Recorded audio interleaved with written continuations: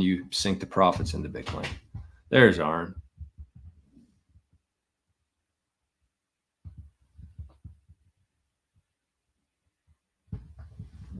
Arnie's in the house. All right. That's good news. He's back. He's interested. He must have known that we were going to be talking about Marathon today. So Marathon, probably not our favorite company. And we've talked about that the last little while here. But this is pretty big. What the heck's going on here? There we go. Just in from Bitcoin News. Oh, we didn't do the Bitcoin well yet. Fuck. Get too much in these shows nowadays. Bitcoin News. Just in, Marathon plans to sell $250 million in convertible debt notes to buy more Bitcoin for the treasury, according to CEO Fred Thiel. So Marathon is a Bitcoin miner. They're a mining company. That's what they do. That's where their efforts are. But you can see here that they're taking a page out of MicroStrategy playbook and offering convertible notes to buy more Bitcoin for the treasury, which I think is brilliant. I think it's brilliant. And we're going to just put this on pause for a second. We're going to look at the updated version of this, which is also from Bitcoin News. Marathon's $250 million convertible note offering, intended to fund additional Bitcoin purchases, has been oversubscribed and increased by an additional $50 million. So they went from 250, they oversold it. Now they're doing 300 million worth of Bitcoin to put on their treasury. Are things working here? Looks like my internet. Oh, there we go. So Marathon, smart. Why are they doing this right now? Well, to me, I don't think they're going to change their whole business model to be like a MicroStrategy. That doesn't make any sense. They have all this infrastructure in place. They have all these electricity contracts, energy contracts. This is a smart move for Marathon. And the reason why this is smart is because they know what's coming here. They know what's coming in the next 12 months. They're not idiots.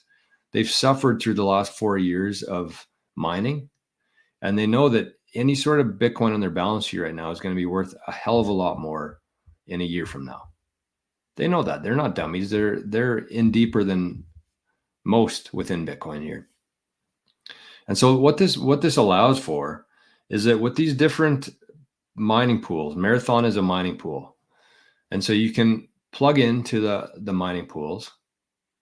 And one of the major concerns that Bitcoiners have had for the last couple months is the centralization of mining pools. And the reason why some of these mining pools like Antpool, F2 Pool, who else was on there? Foundry. The reason why a lot of these mining companies have been able to, or have been forced essentially to centralize, is because they don't have enough Bitcoin in their balance sheet. So how a lot of these pools work.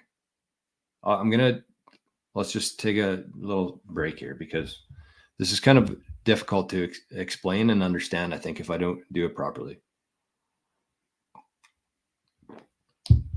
So these mining pools, when you hook up to a mining pool, you essentially have two options, and I forget what they're called. They're two acronyms.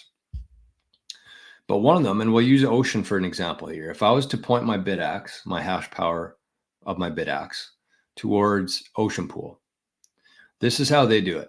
So you plug in your hash, and let's say that I have like 1/1000th of the hash power for Ocean. So every time Ocean hits a block, they pay out to everybody who is providing hash to their mining pool, which makes sense, right? It's not preferred as like a miner because then you actually have to wait for Ocean to hit a block before you actually get paid by them. But that's how they do it. On the flip side of that, if you look at like an Antpool, if I plugged my hash rate into the Antpool mining pool, it doesn't matter if they hit a block. They have consistent payouts. Let's say every week they would send me a payment for 1/1000th of their hash divided by how much the average return would be over that. It makes sense. It's prorated based on how much you contribute. That's how much you get back, very simply. But there's two paths there. So one is based strictly on results, like the ocean pool. So if they go 6 months without hitting a block, you don't get paid at all. But then the other way, which a lot of people prefer, is you get a consistent payout. Even if F2 pool isn't hitting blocks, they still have enough Bitcoin on their treasury to make those payments to the people who are contributing hash or energy to their pool.